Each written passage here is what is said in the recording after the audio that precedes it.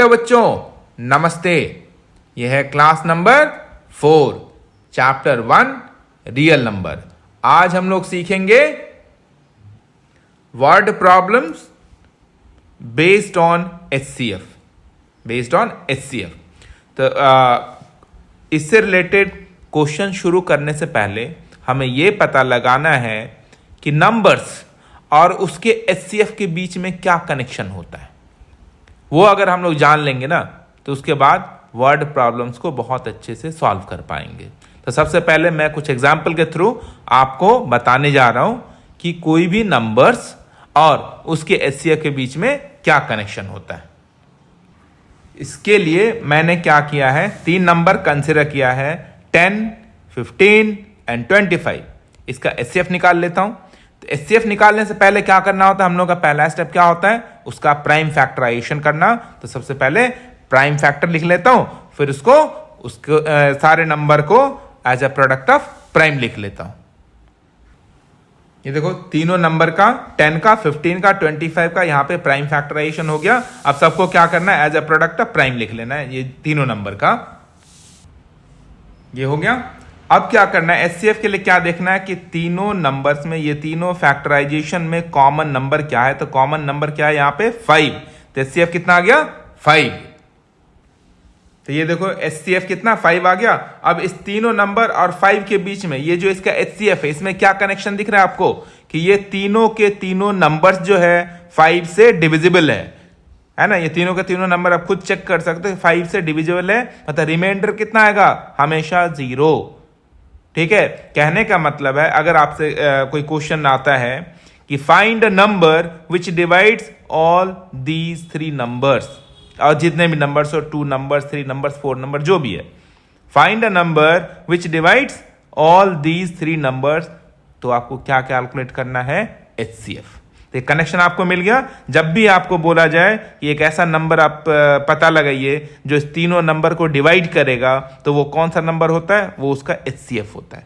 आगे समझ में, तो कनेक्शन क्या है, ठीक है।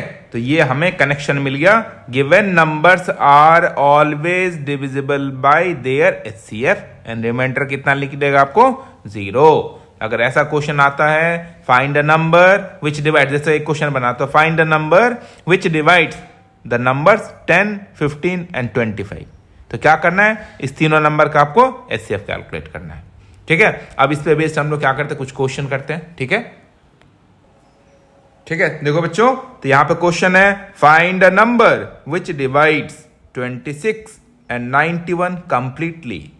मतलब वो कौन सा नंबर है जो 26 और 91 को कंप्लीटली डिवाइड करेगा। तो आपने कनेक्शन से यहां पे समझ लिया है कि जैसे ये तीनों के तीनों नंबर किससे विभाजित हो जाते हैं, मतलब डिविजिबल है 5 से, तो वो इसका क्या होगा, एचसीएफ होगा। तो यहां पे भी हमें क्या करना है, एचसीएफ निकालना है। Okay, no doubt. Find a number which divides 26 and 91 completely, means remainder will be 0। तो हमें क्या कैलकुलेट करना है यहाँ पे, एचसीएफ, क्योंकि एचसीएफ ही इस दोनों नंबर को कंप्लीटली डिवाइड करेगा। देखो आप इसको कैसे सॉल्व करेंगे, है ना। इसका सॉल्यूशन कैसे करना है, सबसे पहला स्टेप क्या रहेगा, दोनों का हमें प्राइम फैक्टराइजेशन कर लेना है ऐसे, फिर उसको as a product of prime लिख के एचसीएफ कैलकुलेट करना है, सेम इसी के जैसे। ठीक है, यहां पे देखो मैंने क्या किया, दोनों का प्राइम फैक्टराइजेशन कर लिया और यहाँ पे as a product of prime लिख लिया। अब दोनों में एचसीएफ कितना आएगा, तो दोनों नंबर में, मतलब दोनों फैक्टराइजेशन में जो कॉमन नंबर है वही एचसीएफ हो जाएगा। तो एचसीएफ कितना है यहाँ पे, 13। तो वो नंबर 13 है जो 26 और 91 को कंप्लीटली डिवाइड करेगा। सो एचसीएफ कितना आ गया, 13। देयरफॉर रिक्वायर्ड आंसर यानी कि required number is what, 13। Over. Okay, हम लोग इसी टाइप का एक नेक्स्ट क्वेश्चन करते हैं। बच्चों, नेक्स्ट क्वेश्चन करने से पहले मैं आपको एक चीज बताना चाह रहा हूं कि यहां पे इस क्वेश्चन में देखिए क्या लिखा है कि find a number which divides 26 and 91 completely, यानी कि रिमाइंडर कंप्लीटली डिविजिबल का क्या मतलब हुआ कि रिमाइंडर कितना आएगा, ऑलवेज 0। ये तो आप जानते हो, किसी भी नंबर, जैसे इसके एचसीएफ से इस नंबर को या इस नंबर को मैं डिवाइड करूंगा तो रिमाइंडर कितना, 0 आएगा, क्योंकि कंप्लीटली डिविजिबल है।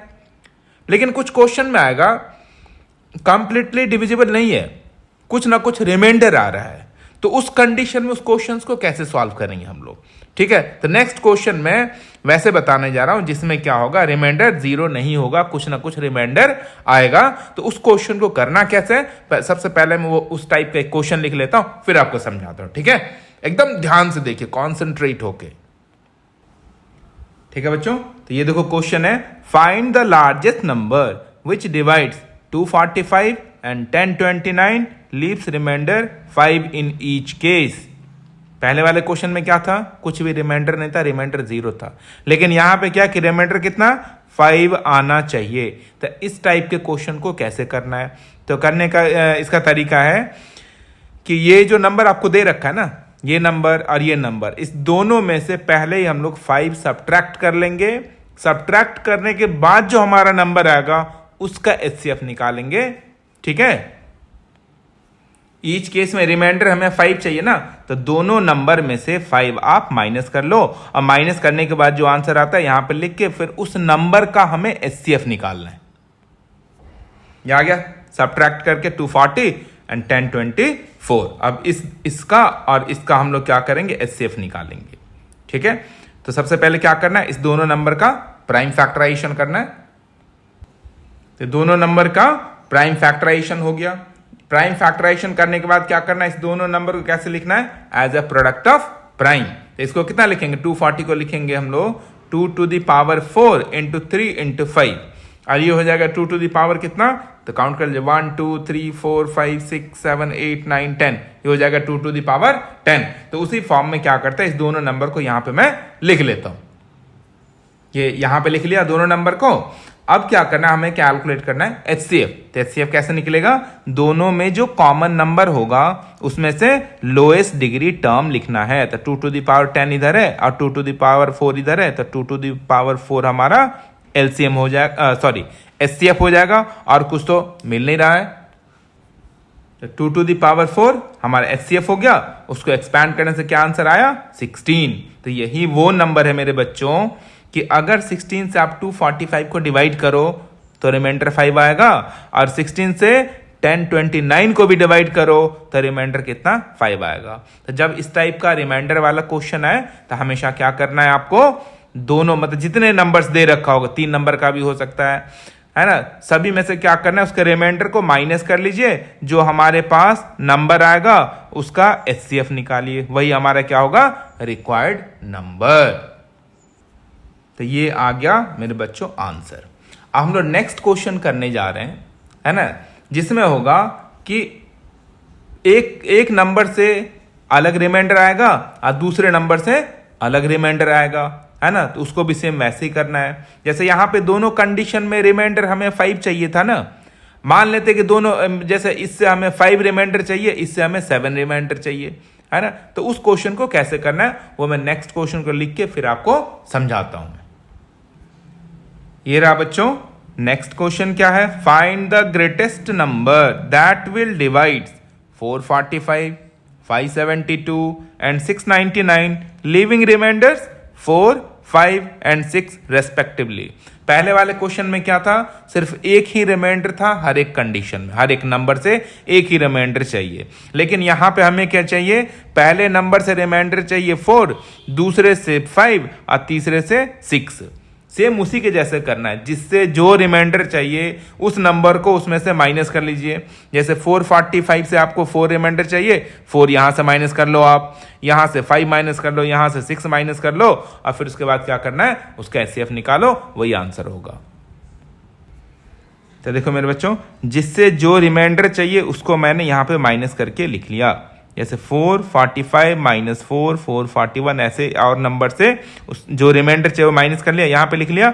अब इस तीनों नंबर का क्या करना, हमें एचसीएफ निकालना है। तो एचसीएफ निकालने के लिए क्या करेंगे, इस तीनों नंबर का सबसे पहला काम रहेगा हम लोगों का प्राइम फैक्टराइजेशन करना। तो पहले यहाँ पे मैं क्या करता हूँ, प्राइम फैक्टराइजेशन कर लेता हूँ। मैं यहाँ पे 441 का प्राइम फैक्टराइजेशन हो गया। अब किसका करते हैं, 567 का।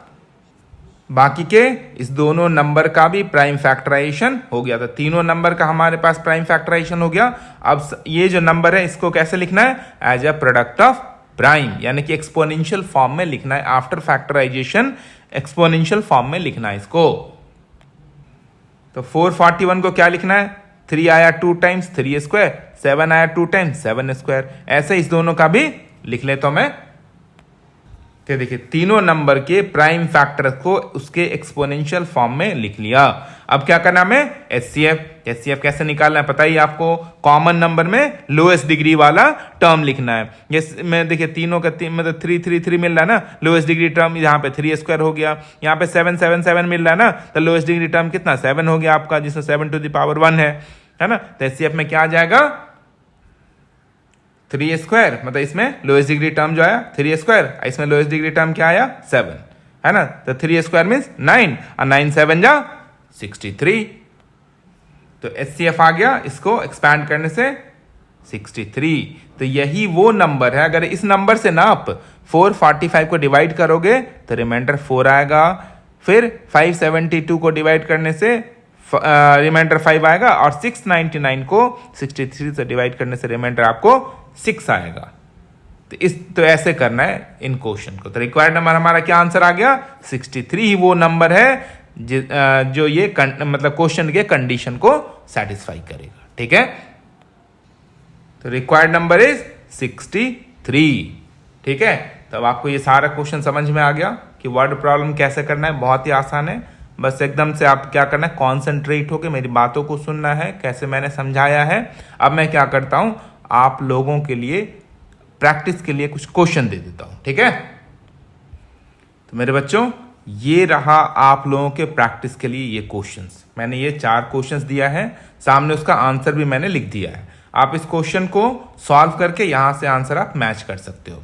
और एक और इंटरेस्टिंग बातें इसमें, एक चीज देखो, जितने भी क्वेश्चन है ना यहाँ पे देखो, क्या एक कीवर्ड क्या दिख रहा है आपको, लार्जेस्ट, ग्रेटेस्ट, फिर यहाँ पे लार्जेस्ट, ग्रेटेस्ट। तो ऐसे कुछ मतलब कोई वर्ड दिखे लार्जेस्ट, ग्रेटेस्ट, मैक्सिमम, तो उस कंडीशन में ज्यादा से ज्यादा आपको क्या करना है, एचसीएफ ही निकालना है। तो एक तरह का ये आप कीवर्ड है ना, इस कीवर्ड के हेल्प से आप पता लगा सकते हो कि आपको निकालना क्या है। ठीक है, और जैसे वो एलसीएम में कुछ अलग वर्ड होगा, वो लीस्ट वाला होता है। ये सारा देखो ना आप, लार्जेस्ट, ग्रेटेस्ट, मैक्सिमम, जैसे ये वर्ड रहेगा तो हमेशा एचसीएफ आंख बंद करके। ठीक है, तो यहाँ पे कीवर्ड क्या क्या हम लोग देख रहे हैं। ठीक है बच्चों, तो ये रहा आपका ये कीवर्ड्स। ये वर्ड देखने से जब इस टाइप का क्वेश्चन हो तो उसमें आपको एचसीएफ कैलकुलेट करना है। ठीक है, तो चलिए आज का क्लास में यहीं खत्म करता हूं। तब तक के नेक्स्ट क्लास के लिए बाय बाय बच्चों, खुश रहिए।